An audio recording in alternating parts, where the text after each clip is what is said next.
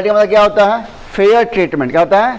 Fair treatment. जैसे मान लो हमने आपके सामने एक केस लिया, यहाँ पे एक तीन लोग हैं, एक मैन है, ठीक है, यहाँ पे क्या है? एक आदमी है, एक छोटा बच्चा है और एक व्हील चेयर पे बैठा हुआ एक इंसान है, ठीक है। किस पे बैठा हुआ है? व्हील चेयर बैठा हुआ एक इंसान है जो मतलब विकलांग होगा, ठीक है। एक छोटा बच्चा और ये क्या है? एक बड़ा आदमी है। ये हो गया मैन, ये क्या हो गया? एक चाइल्ड हो गया, और ये क्या हो गया? एक डिसेबल इंसान हो गया, ठीक है। अब मान लो यहाँ पे एक दीवार है, यहाँ पे क्या है? एक दीवार है, उधर एक साइड मैच चल रहा है। क्या चल रहा है? मान लो कोई क्रिकेट मैच या फुटबॉल मैच चल रहा हो, तो ये जो व्यक्ति है वो आराम से इसको मैच को देख रहा है। तो बताओ, ये देख रहा है, लेकिन ये जो छोटा बच्चा और ये जो विकलांग है ये देख नहीं पा रहा है। तो हम चाहते हैं कि ये भी देखे और ये भी देखे। क्लियर? यहाँ पे आपके सामने हमने एग्जाम्पल रखा कि 3 लोग हैं, एक आदमी है और एक बच्चा और क्या है? डिसेबल है। इसमें से जो आदमी है वो आराम से मैच को देख सकता है, क्योंकि यहाँ पर दीवार लगा हुआ। क्या लगा हुआ है? दीवार। जैसे मान यहाँ पर सामने मेरे सामने दीवार है, तो हम आराम से, यहाँ तक दीवार है मेरे गर्दन तक, तो आराम से मैच को थोड़ा देख सकते हैं। लेकिन जो छोटा बच्चा हो वो देख पाएगा नहीं, और जो विकलांग वो भी नहीं देख पाएगा। अब हम चाहते हैं ये भी देखे और वो भी देखे, हमें क्या करना पड़ेगा? तो इस बच्चे को हमें क्या देना पड़ेगा? एक थोड़ा सा ऊंचाई देना पड़ेगा। क्या देना पड़ेगा? ऊंचाई। तो हमने क्या किया? इसको ऊंचाई दिया। मान लो हमने 2 कदम इसको ऊंचाई देके इसको हमने मैच दिखा दिया। मान लो सपोज 2 स्टेप बना दिया इसके लिए। कितने स्टेप बना दिए? 2 स्टेप। अब आराम से मैच को देख रहा है। क्लियर? ठीक है। इस तरह ये जो डिसेबल व्यक्ति है इसको हमने क्या दे दिया? इसके लिए स्टेप बना दिया। क्या बना दिया? स्टेप बाय स्टेप, ताकि वो जो अपना उसका जो पहिया है वो उसको रोल करते वो ऊपर चला जाए। तो हमने इसके लिए क्या बना दिया? एक स्टेप बना दिया, ठीक है, इस तरह से, और ताकि वो आराम से ऊपर चढ़ जाए, आराम से यहाँ पे आके वो यहाँ से देख सके। चलिए यहाँ तक आए बात समझे? तो तीनों क्या हो गया? सेम लेवल में आ गया। तीनों क्या आ गए? सेम लेवल में आ गए। आप चाहो तो फिर आप देख सकते हो, आपके बुक पे दिया हुआ पेज नंबर 161। बुक देख रहे आप लोग को?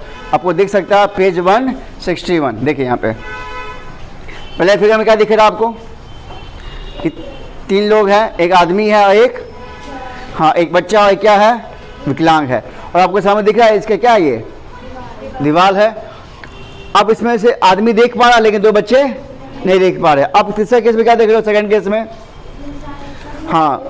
सब लोग देख पा रहे हैं, सब लोग पा रहे। बच्चों को क्या दिया गया? थोड़ा सा ऊंचा कर दिया गया और इसको स्टेप बना देता कि वो इस पर चढ़ के देख सके। तो this is called equality. This is called equality. तो इसका मतलब क्या हुआ? इक्वालिटी का मतलब ये नहीं हुआ सेम ट्रीटमेंट। सेम ट्रीटमेंट नहीं होता है। इक्वालिटी का मतलब ट्रीटमेंट नहीं होता। मान लो मेरे क्लास में कोई बच्चा वीक हो और कोई बच्चा तेज हो, तो क्या हम दोनों के साथ सेम बिहेव कर पाएंगे? क्या वो पॉसिबल है? तो हमें क्या करना होगा? जो बच्चा वीक है उसको थोड़ा सा ध्यान देना पड़ेगा, उसको अच्छे से देखना पड़ेगा, कहाँ उसकी कमजोरी है उस पर पढ़ाना होगा। और जो बच्चा तेज है उसमें देखना होगा कि वो कौन सा बुक से बुक बना रहा है, कौन से बुक से सॉल्व क्वेश्चन कर रहा है, उसको क्या दिक्कत आ रहा है। उसकी समस्या अलग है, इसकी समस्या अलग है। दोनों की समस्या सेम नहीं है, लेकिन दोनों को हमको एक लेवल लाने के लिए क्या होगा? हमको अलग तरह से दोनों के लिए क्या काम करना होगा। अगर हम दोनों को सेम ट्रीटमेंट देंगे तो क्या हेल्प होगा? नहीं होगा।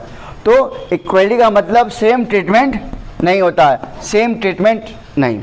इक्वालिटी का मतलब क्या होता है? Equal opportunity and fair treatment. क्या होता है? Fair treatment. अब यहाँ पे हमने क्या किया? इन तीनों को हमने क्या किया? एक फेयर ट्रीटमेंट दिया ताकि इन तीनों मैच को देख सके। क्या कहलाएगा? Fair treatment. क्या कहलाएगा? क्या हमने यहाँ पे इक्वली सबको दिया क्या ट्रीटमेंट? नहीं दिया। मान लो ये इंसान जितना बड़ा है तो क्या हम इसको भी बड़ा कर देंगे? क्या पॉसिबल है? क्या नहीं ना, इसको भी खड़ा कर सकते हैं क्या? नहीं। तो हम फेयर ट्रीटमेंट, सेम ट्रीटमेंट नहीं दे सकते तीनों को। तो हमने क्या किया? इनके लिए फेयर ट्रीटमेंट किया। क्या किया? Fair treatment. या फेयर ट्रीटमेंट कर लो या क्या कर लो? Equal opportunity. इक्वल अपॉर्चुनिटी का मतलब क्या? ये तीनों मैच को देख सके। Is the meaning of equality. तो इक्वालिटी समझ गए? What is meaning of equality? ठीक है। तो चलिए हम चैप्टर चलते हैं। आपके बुक में क्या दिया उसको समझते हैं हम लोग। तो यहाँ से हम स्टार्ट करते हैं कि इक्वालिटी का मतलब क्या है। Equality is not same treatment. Equality का मतलब फेयर ट्रीटमेंट या सेम अपॉर्चुनिटी। ओके नाउ अब देखिए आपको बुक में दिया हुआ है in the class 6 we learn about discrimination. ठीक है, आपको वर्ड हम बताते चलेंगे, वो वर्ड का ध्यान रखना। क्लास 6 में तो धीरे धीरे आपको वर्ड भी स्टॉक बनाना है। डिस्क्रिमिनेशन, इसका मतलब क्या होता है? डिस्क्रिमिनेशन, MINATION, इसका मतलब होता है भेदभाव। क्या होता है? भेदभाव। भेदभाव समझते हो क्या? हाँ, अलग अलग, जैसे आपके साथ अच्छा बिहेव करना, उसके साथ गलत बिहेव करना, तब क्या भेदभाव कर रहे हैं? नहीं। चलिए, भेदभाव, it refers to the unequal या अनफेयर ट्रीटमेंट। इसका मतलब क्या होता है? अनइक्वल, असमान या अन्यायपूर्ण treatment of the people, often based on our prejudices and the stereotypes. For example, इसको एग्जाम्पल समझते हैं। If you believe that girls are not good at cricket, यदि हम मान के चलें, ठीक है, कि गर्ल्स क्रिकेट में अच्छी नहीं होती, वो अच्छा क्रिकेट नहीं खेल सकती, तो हमने क्या बना लिया? अपना मन से अपने बना लिया ये विचार कि लड़कियां क्रिकेट में अच्छी नहीं हो सकती है। ठीक है, we will discriminate against them by not letting them play the game. अब हम ये मान के चले कि लड़कियां अच्छी गेम नहीं खेल सकती हैं, तो क्या उसको हम गेम खेलने नहीं दे सकते हैं? तो फिर हम लोग गेम भी खेलने नहीं देंगे अगर हम ये मान के चलते हैं कि लड़कियां क्रिकेट अच्छी नहीं खेल सकती, या ये मान के चले कि लड़कियां, जैसे फॉर एग्जांपल में लड़कियां स्कूटी नहीं चला सकती है, ये मान के चले, तो क्या होगा? लड़कियों को स्कूटी चलाने का अलाउ नहीं होगा, है ना? तो एक तरह से क्या होगा? इनजस्टिस, एक तरह से डिस्क्रिमिनेशन हो गया। नहीं, जो हमने अपने आप से बना लिया कि लड़कियां ऐसा नहीं कर सकती है, ठीक है, तो ये भी क्या है? एक तरह से भेदभाव हो गया। The activity above is another example of how children from the old city are being treated unfairly। जैसे इसमें भी बता रहा है कि आप जो आपका एक्टिविटी दिया हुआ था उसमें यही बता रहा था ना कि किस तरह ओल्ड सिटी के जो बच्चे थे किस तरह उसको अनफेयरली ट्रीट किया जा रहा था। नहीं, वहाँ पे बच्चे से काम किया जाएगा, वहाँ के बच्चों को खेलने के लिए दिया जा रहा था, तो यहाँ पे क्या हुआ है? ओल्ड सिटी के बच्चों के साथ क्या हो रहा है? अन्याय हो रहा है, एक तरह से भेदभाव हो रहा है। नहीं, how do you think that they feel about this discrimination? आपको आप समझ सकते हो कि वो बच्चे कैसे फील करेंगे इस भेदभाव के बारे में। या आप क्लास में देखो, कोई टीचर आपके साथ अच्छा बिहेव करे और किसी बच्चे के साथ बुरा बिहेव करे, तो उस बच्चे को क्या लगेगा? बहुत बुरा लगता है ना? जबकि बच्चे इस बात को समझते अच्छे से। तो इसलिए किसी व्यक्ति को, हर व्यक्ति के साथ हमें सेम इक्वली ट्रीट करना चाहिए। नहीं, हमारे भेदभाव नहीं करना चाहिए, ऐसा गलत होता है, ऐसा नहीं करना चाहिए कभी भी किसी के साथ। Now when people are discriminated against, they feel sad and angry। जब भी हम लोगों के साथ क्या करते हैं? भेदभाव करते हैं, नहीं, उसके विरुद्ध भेदभाव करते हैं, तो वो क्या हो जाते हैं? दुखी जाते हैं और गुस्सा हो जाते हैं। Unequal treatments leads to the unrest in the society. और जब भी हमारे समाज के अंदर अगर हम कभी भी भेदभाव करेंगे, ठीक है, या अनइक्वल ट्रीट करेंगे, तो क्या हुआ? समाज के अंदर अस्थिरता आ जाएगा। क्या जाएगा? अस्थिरता, ठीक है, अशांति आ जाएगा। देयरफॉर अनरेस्ट का मतलब क्या हो गया? अशांति। क्या हो जाएगा? अशांति। समझते हो? जैसे आपने देखा होगा बहुत सारे, कभी कभी हमारे देश के अंदर आपने सुना होगा, अगर आप तो बहुत छोटे बच्चे हो, नहीं, अगर घटना की बात करें तो आपने देखा होगा कि अगर सरकार, है ना, अगर सरकार किसी छात्र के साथ अच्छा बिहेव नहीं करती, क्या होता है? सरकार, वो सरकार के खिलाफ विरोध करती है, या सरकार को अच्छा रूल नहीं, क्या लोग करते हैं? उसके खिलाफ विरोध करते हैं। नहीं, तो क्या वहाँ पे है? जब भी इस तरह का कोई भी चीज़ होगा जो जनता के लिए अच्छा नहीं हो, वहाँ पे क्या होगा? वो सरकार के खिलाफ आंदोलन कर देती है। नहीं, एक तरह से क्या? अनरेस्ट हो गया, मतलब अशांति आ गया। ठीक है,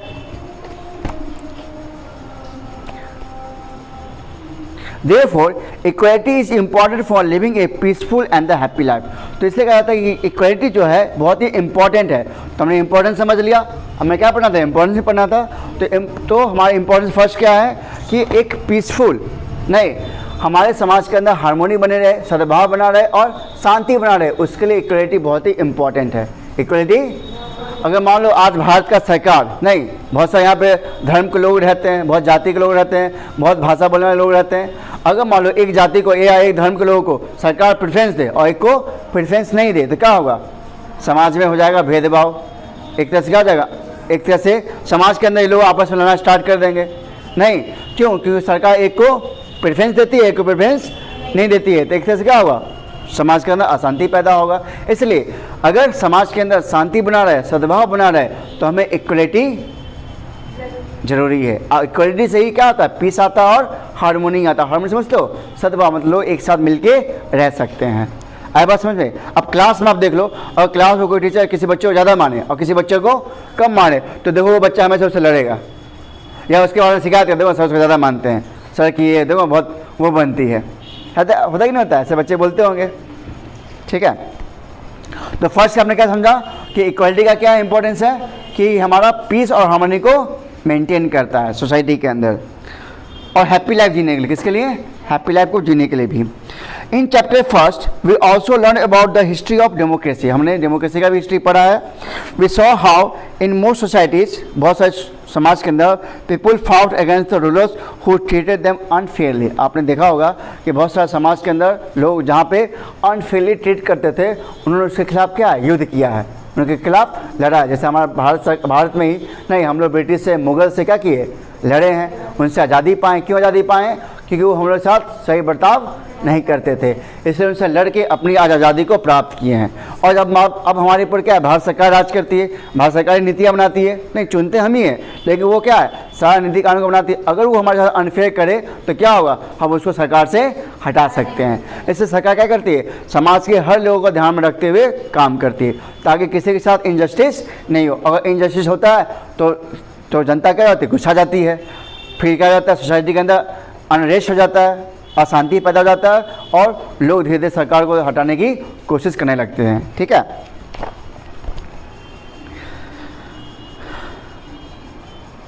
today democracy is the most popular form of the government. आज का क्या है, आज का जो most popular form of government क्या है, हमारा डेमोक्रेसी है, लोकतंत्र, लोगों का राज। हमारा जो देश है वो किस पे चलता है, डेमोक्रेसी के ऊपर चलता है, और हम लोग अपने प्रतिनिधि को चुनते हैं ताकि वो शासन करे और हमारे लिए अच्छी नीतियाँ, हमारे लिए अच्छी पॉलिसीज़, हमारे लिए देश के विकास के लिए काम करे, देश को आगे बढ़ाए, नहीं, और समाज के लोगों को भी उनको उनके अकॉर्डिंग हेल्प करे in the world, because it's guarantees equal rights to the everyone. हमारा डेमोक्रेसी है, इसलिए हमारे देश के अंदर डेमोक्रेसी है, क्योंकि इस बात का गारंटी देता है कि हमारे देश के सभी लोगों को इक्वल राइट्स मिलेगा। क्या मिलेगा, इक्वल ट्रीटमेंट, नहीं, इक्वल राइट्स। ठीक है, in this chapter we will learn that equality का मतलब क्या होता है इस चैप्टर के अंदर, व्हाई इट इज इम्पॉर्टेंट, ये इंपॉर्टेंट क्यों है, and the different forms of equality, और इसके अलग अलग फॉर्म भी जाने, इक्वालिटी के क्या क्या रूप होते हैं, that are important for the people to live with respect in the society, जो लोगों के लिए इंपॉर्टेंट होता है सोसाइटी में एक इज्जत से रहने के लिए। ठीक है, we will also learn about the role of the government, और अभी भी जानेंगे कि हमारी सरकार का क्या रोल और क्या भूमिका होता है इन प्रोमोटिंग इक्वालिटी को प्रमोट करने का, मतलब सरकार किस तरह से समाज के अंदर इक्वालिटी को ला सकता है। ठीक है, and what we can do to ensure that everyone is treated equally, और हम लोग भी इंश्योर कर सकते हैं कि हम लोग सभी को कैसे इक्वली ट्रीट करें। ठीक है, चलिए सबसे पहले जानते हैं फर्स्ट टॉपिक क्या है, meaning and the importance of equality. इसका मीनिंग समझते हैं, इक्वलिटी क्या होता है, और इसका इंपॉर्टेंस समझते हैं। ठीक है, तो मीनिंग ऑफ इक्वलिटी अब पहले आपको पढ़ा चुके हैं। इन सिंपल टर्म्स, अगर सिंपल शब्द में कहा जाए, equality means fair treatment, equality means fair treatment, न्यायपूर्ण ट्रीटमेंट। ठीक है, और फेयर ट्रीटमेंट का मतलब सेम ट्रीटमेंट नहीं होता है। ठीक है, can you identify what fair treatment look like in the different situations. अब कह रहा है कि अलग अलग सिचुएशन, अलग अलग स्थिति में आपका फेयर ट्रीटमेंट कैसा दिखता है या कैसा होता है। ठीक है, लेट्स फाइंड आउट, इसको हम लोग ढूंढते हैं, मतलब जो फेयर ट्रीटमेंट है, नहीं, वो कैसा होता है, कैसा दिखता है, उसको हम लोग समझते हैं।